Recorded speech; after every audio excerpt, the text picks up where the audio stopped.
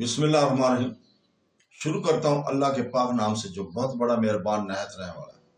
دوستو، بہنوں، بھائیو، بزرگوں، السلام علیکم ورحمۃ اللہ وبرکاتہ۔ تاریخ اسلام میں حضرت خالد بن ولید کی داستان جاری ہے، جس کی قسط نمبر آج 199 ہے۔ اس میں ہم آپ کو خوش آمدید کہتے ہیں۔ جنگ یرموک کے بعد کے حالات ہم بیان کر رہے ہیں۔ تو دوستو، بہنوں، بھائیو، بزرگوں، فوج کو لڑانا تمہارا کام ہے، اتربو نے کہا۔ اتربو جو تھا وہ بیت المقدس کا سربراہ تھا۔ وہ کہہ رہا ہے کہ تم نے باقی جو کچھ کہا یہ بڑھ بانکی ہے۔ فارسیوں نے بھی ان عربی مسلمانوں کو عرب کے بدو اور صحرائی قزاق کہا تھا۔ ہرکل اور اس کے سالار بھی یہی کہتے تھے۔ مسلمانوں کے ہاتھوں مارے گئے کہ کسی ایک بھی مسلمان کو زندہ واپس نہیں جانے دیں گے۔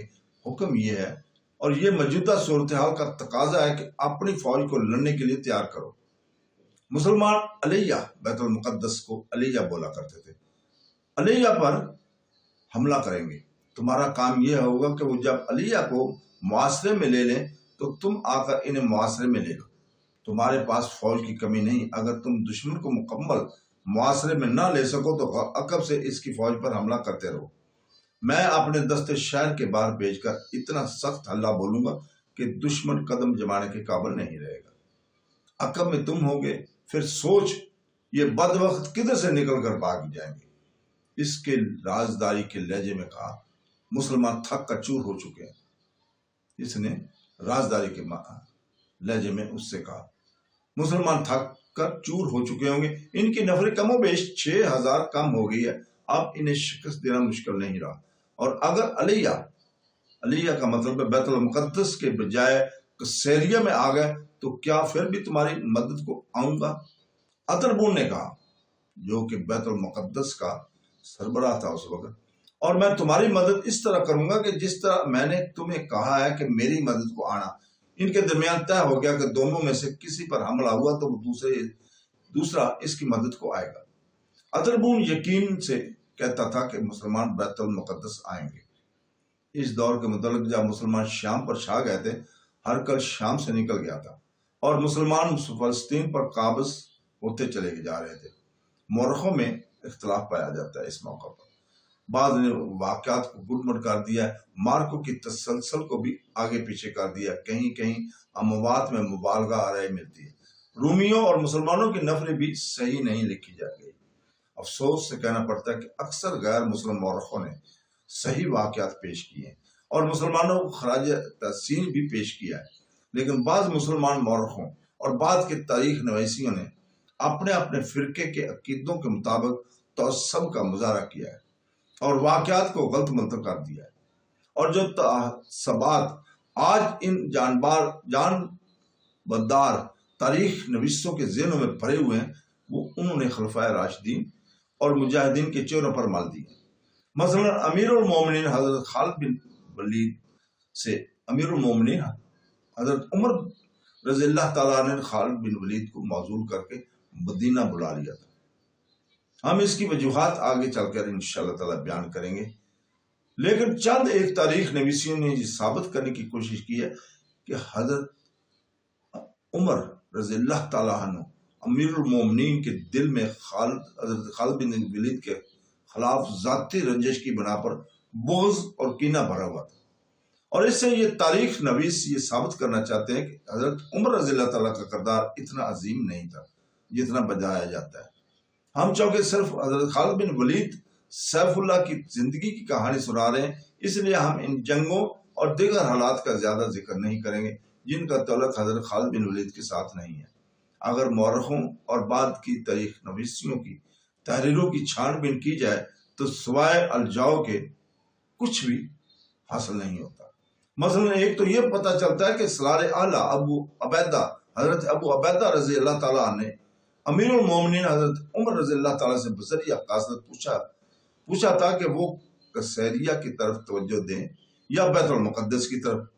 دوسری طرف کچھ ایسے تاریخ نویس ہیں جو لکھتے ہیں کہ عمر بن عاص نے امیر المومنین کو پیغام بھیجا تھا کہ بیت المقدس پر چڑھائی کریں یا کیا کریں، اور ایک تاریخ نویس نے یہ ظاہر کیا کہ امیر المومنین حضرت عمر رضی اللہ تعالی عنہ نے بیت المقدس سے تھوڑی ہی دور کسی مقام پر موجود تھے۔ پس منظر کے واقعات کو اور مستند مورخوں کی تحریروں کو دیکھا جائے تو حضرت امیر المومنین حضرت عمر رضی اللہ تعالیٰ ہمیں مدینہ میں موجود نظر آتے ہیں، جہاں انہیں ہر معاذ کی رپورٹیں مل رہی تھیں۔ مال غنیمت کا 5واں حصہ خلافت کے لیے ہر طرف سے آ رہا تھا اور امیر المومنین کے ہاتھوں تقسیم ہو رہا تھا، اور وہ سالاروں کو خراج عقیدت بھی پیش کر رہے تھے۔ سالار اعلیٰ حضرت ابو عبیدہ رضی اللہ تعالیٰ عنہ جو قاصد مدینہ کو روانہ کیا تھا وہ تیز رفتار تھا۔ قاصدوں کی رفتار اس وجہ سے مزید تیز ہو جاتی تھی کہ راستے میں گھوڑے بدلنے کا انتظام موجود تھا۔ اب تو تمام تر علاقے مسلمانوں کے قبضے میں تھے۔ قاصد 15 دنوں بعد امیر المومنین حضرت عمر رضی اللہ تعالیٰ کا حکم لے آیا۔ حضرت امیر المومنین نے لکھا تھا کہ بیت المقدس سب سے پہلے فتح ہونا چاہیے، لیکن اس کا محاصرہ کرنے سے پہلے رومیوں کی کمک کے راستے بھی بند کرنا ضروری ہے۔ حضرت عمر رضی اللہ تعالیٰ کو یہاں تک معلوم تھا کہ کسیاریہ میں رومی فوج کثیر تعداد میں موجود ہے جو بیت المقدس کو کمک اور دیگر مدد دے سکتی ہے۔ حضرت عمر رضی اللہ تعالیٰ کو مدینہ میں موجود رہ کر بھی معلوم تھا کہ کسیاریہ تک رومیوں کی مزید فوج سمندر کے راستے بھی پہنچ سکتی ہے۔ چنانچہ خلیفۃ المسلمین حضرت عمر رضی اللہ تعالیٰ عنہ نے حضرت ابو عبیدہ رضی اللہ تعالیٰ کو حکم بھیجا کہ کسیاریہ کا اڈا ختم کرنا ضروری ہے۔